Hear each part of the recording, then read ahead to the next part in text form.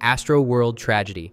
On November 5th, 2021, thousands of people gathered at NRG Park in Houston for the Astroworld Festival, headlined by Travis Scott. The energy was high long before the show even started. Fans had been waiting for hours, packed tightly together near the front of the stage.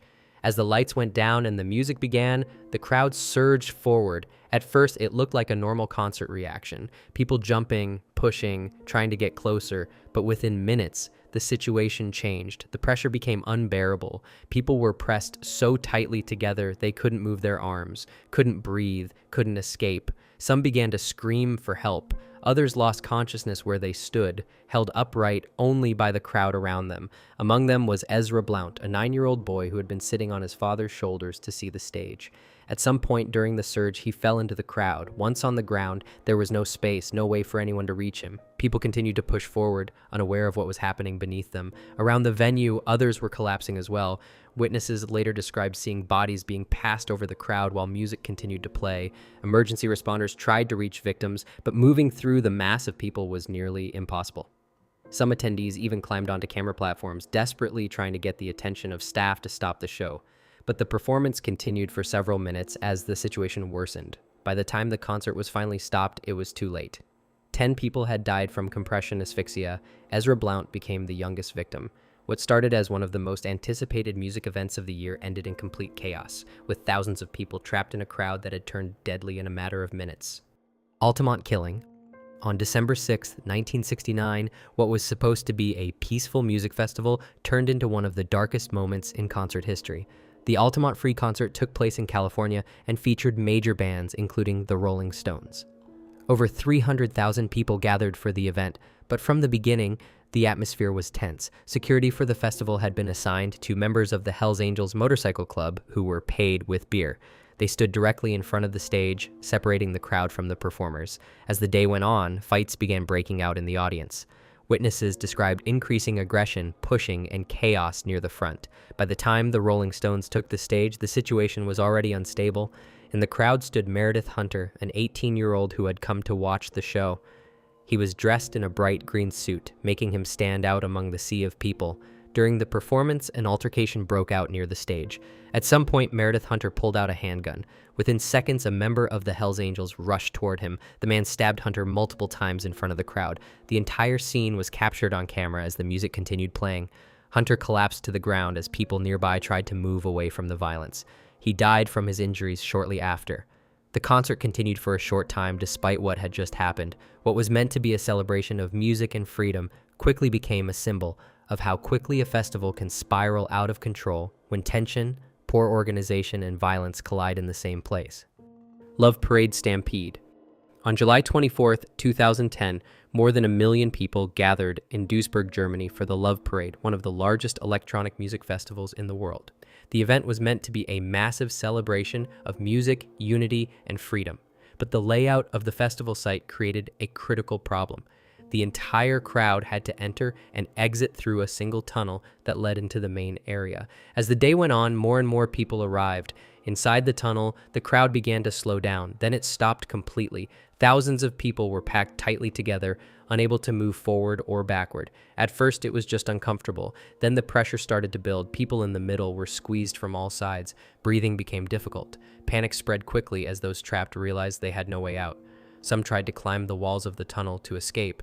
Others were pulled down by the force of the crowd behind them. Security and organizers had no clear way to relieve the pressure. The situation spiraled out of control within minutes. People began collapsing. Those who fell were immediately trampled or crushed by the mass of bodies pressing forward. Emergency responders struggled to reach victims inside the tunnel. The density of the crowd made it nearly impossible to move. By the time the flow of people was finally stopped, the damage had already been done. 21 people were dead, more than 500 were injured. Indiana, stage collapse.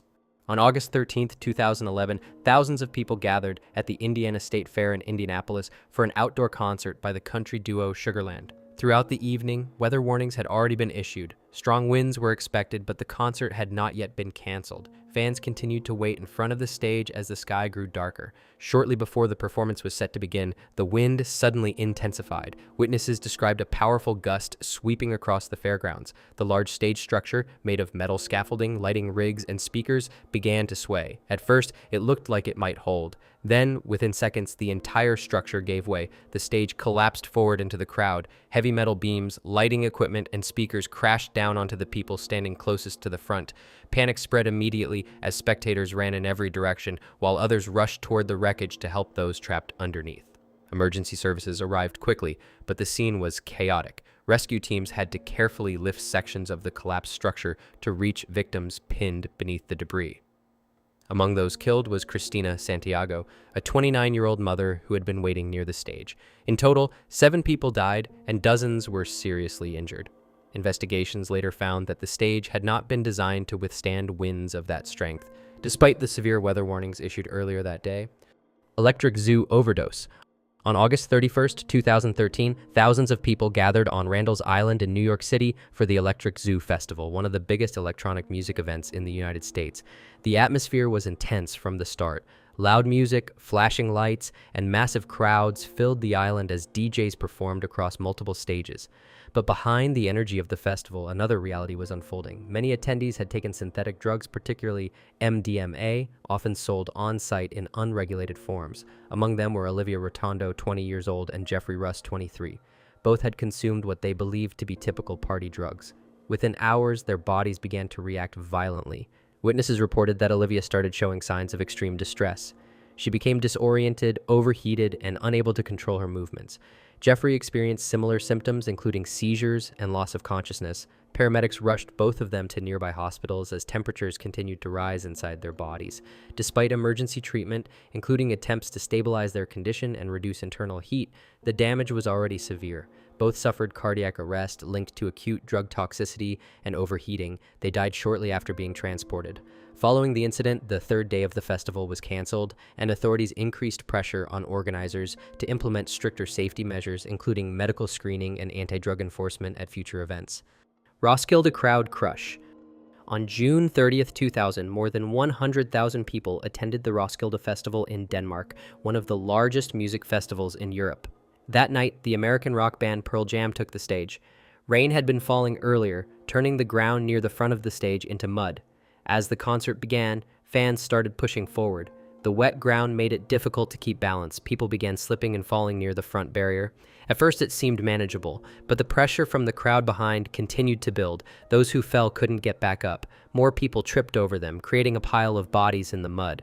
From the stage, members of Pearl Jam noticed something was wrong. They tried to stop the show, asking the crowd to step back. But many people further behind couldn't hear what was happening. The pushing continued.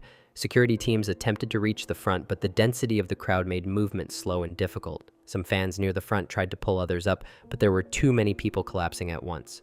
By the time the crowd finally began to move backward, several people had already been crushed beneath others. 9 young men died that night. Most of them had suffocated after being pinned face down in the mud, unable to breathe or move. Pukkelpop Storm. On August 18, 2011, thousands of people gathered in Hasselt, Belgium for the Pukkelpop Festival. The day had started normally, with multiple stages and performances taking place across the site. By the afternoon, the weather began to shift. Dark clouds rolled in quickly, and within minutes, the conditions turned severe.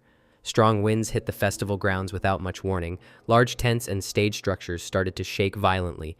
Witnesses described seeing equipment swaying as people looked around, unsure of what was happening. Then the storm intensified. Powerful gusts tore through the site, ripping apart tents and sending debris flying through the air. Several large structures collapsed. Metal poles snapped, canvas coverings were lifted and thrown, and trees surrounding the area began to fall. People ran in every direction, trying to find shelter or escape the open areas. Some were struck by falling trees. Others were hit by collapsing equipment. Emergency services rushed in as quickly as possible, but the damage had already spread across multiple parts of the festival. 5 people were killed during the storm, and many more were injured. The suddenness of the weather left almost no time to react, turning an ordinary festival afternoon into a situation where the environment itself became the main threat. Tomorrowland stage fire. On July 29, 2017, thousands of people gathered in Barcelona, Spain for Tomorrowland Unite, a satellite version of the famous Belgian festival. The event was being broadcast live, with a massive stage set up to mirror the main Tomorrowland experience. Everything was running normally as music played and visuals lit up the structure. Then suddenly something went wrong. Witnesses noticed sparks near the stage installation. Within seconds, flames began to spread across the large decorative structure. The fire grew rapidly, fueled by the materials used in the stage design. Massive flames climbed across the front of the stage as smoke filled the air. Music stopped almost immediately. Organizers instructed the crowd to evacuate as quickly as possible. Thousands of people began moving away from the stage, creating a tense but controlled evacuation. Firefighters arrived and worked to contain the blaze as parts of the structure continued to collapse under the heat. The entire main stage was eventually destroyed. During the chaos, a technical crew member working near the stage was caught in the area as the fire spread. Despite emergency response efforts, he did not survive. The incident raised serious questions about stage safety, electrical systems, and fire prevention measures at large-scale festivals. And that brings us to the end of the video. If you enjoyed it, make sure to leave a like and help boost the video. And don't forget to subscribe so you don't miss the next one. See you soon. Bye.